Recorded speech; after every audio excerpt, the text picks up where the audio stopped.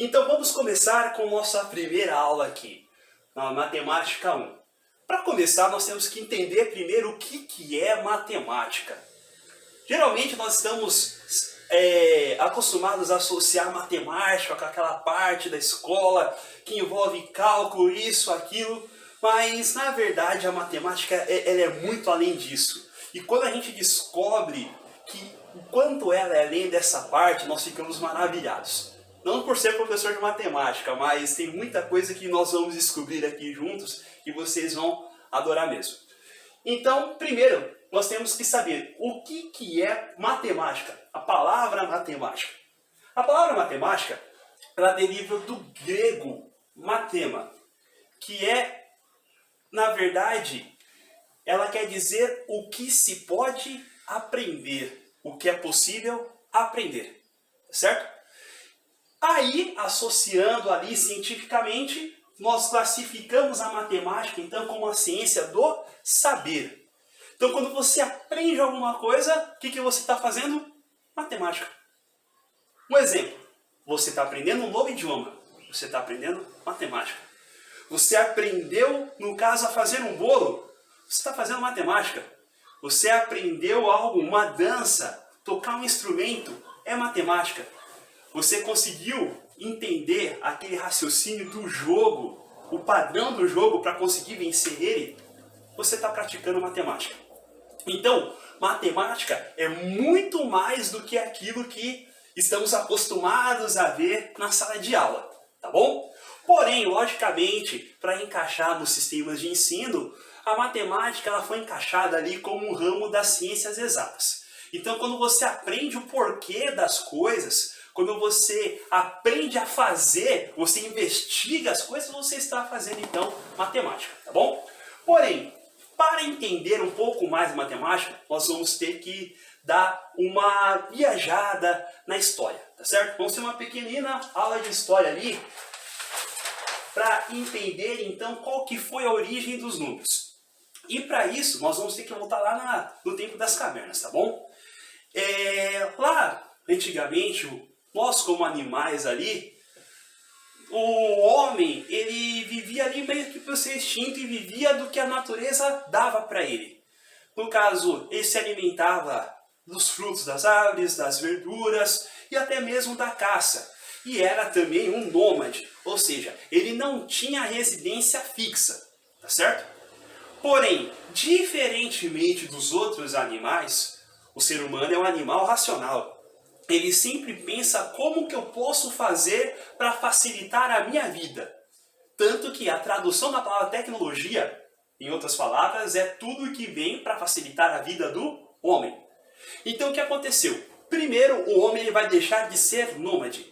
Ou seja, ele vai procurar uma residência fixa, geralmente em torno de lugares onde há abundância de água. Beleza, então já resolvi um dos meus problemas. Já praticou a matemática de acordo com o que nós vimos no vídeo anterior. Tá, depois, eu preciso facilitar a minha casa, então eu vou começar a domesticar os animais. Mais uma forma de praticar a matemática. Nossa, constantemente acaba as frutas aqui na minha volta, então vou começar a plantar, eu vou desenvolver a agricultura. Mais uma vez praticou a matemática. Só que o que acontecia? A partir do momento que ele começou a ter os seus animais ali, mais domesticados, o seu número começou a aumentar. Ele precisou começar a ter controle em cima disso. E como que ele começou a fazer este controle?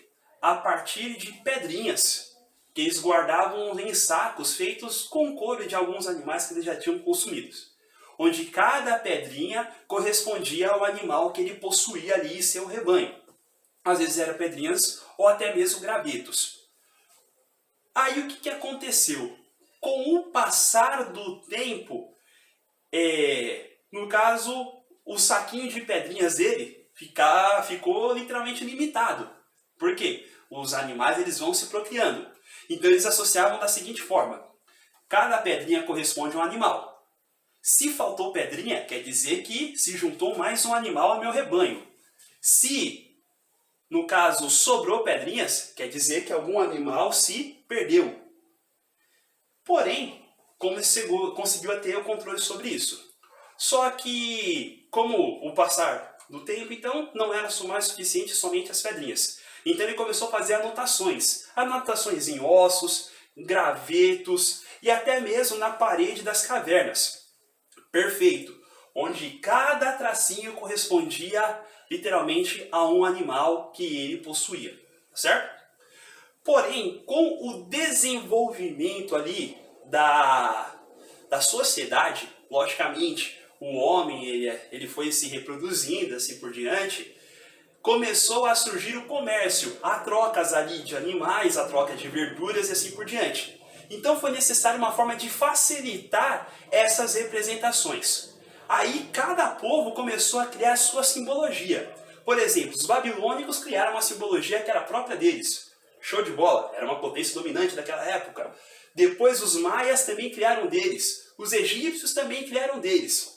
Isso foi muito bacana. Porém, com o passar do tempo, o que aconteceu? Esse comércio, essas trocas, não ficou sendo somente entre esses povos, entre esses grupos. Então, foi necessário criar um padrão, literalmente, internacional para aquela época, né? Onde, com o passar do tempo, a potência dominante espalhava qual que era o seu jeito para todos e essa deveria ser a lei, isso deveria ser seguido. Até que Roma se tornou a potência mundial daquele mundo até aquele presente momento ali, né? Espalhou o seu modo de escrita ali entre todas as suas cidades. E nós temos até hoje a interferência ali dos números romanos no nosso dia a dia. Quando você vai ver alguns relógios, capítulos de alguns livros, nome de rua, nome de papas e reis, por assim dizer, tá bom?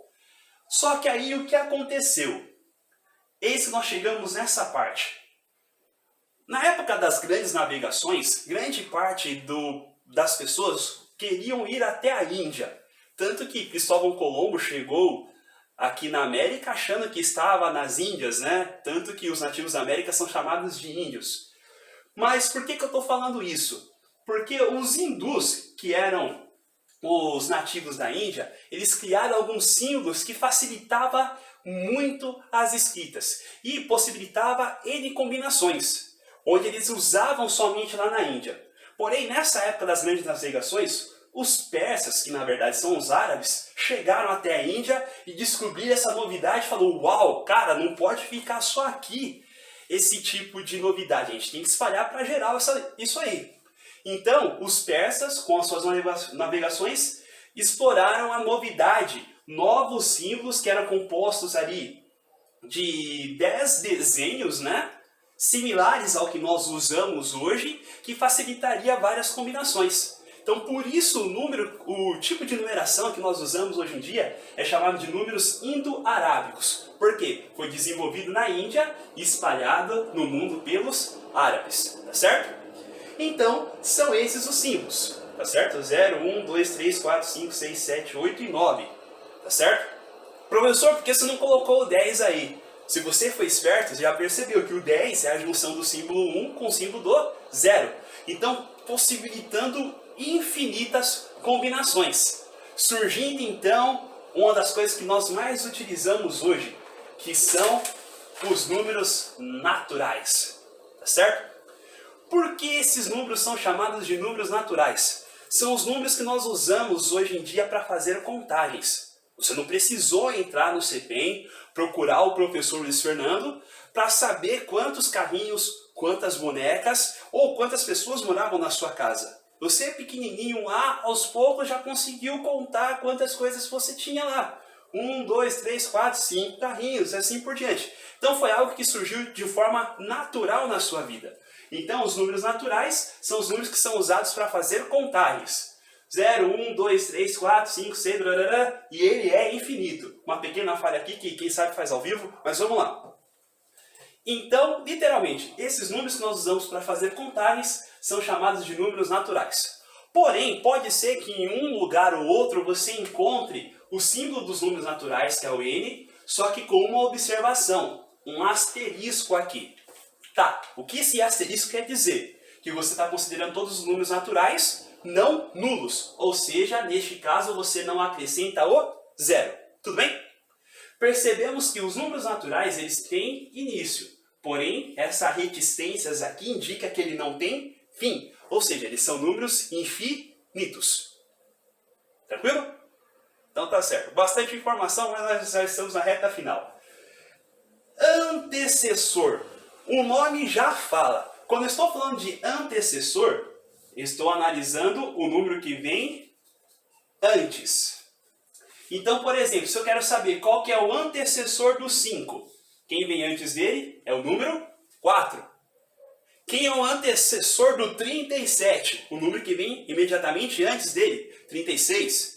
Quem é o antecessor do 1604? Quem vem antes dele, 1603. Ou seja, é o número que eu estou analisando menos 1. Tá certo? Já sucessor é o cara que sucede, ou o cara que vem depois ou após. Tá certo? E isso é bem evidente. O sucessor do 2 é quem vem depois, o 3. O sucessor do 1412 é 1413, quem vem depois. Em outras palavras, é o número analisado acrescentado de uma unidade. Então, fácil. Pensei em antecessor, quem vem antes. Sucessor, quem vem depois. Tá certo? Aí vem outra palavra. O que são números consecutivos? Quando eu falo de números consecutivos, tem que vir na minha cabeça número que vem seguidos. Tá certo? Então, se eu for analisar o número 13, 14 e 15, são números seguidos. Então, eles são consecutivos. Tá certo?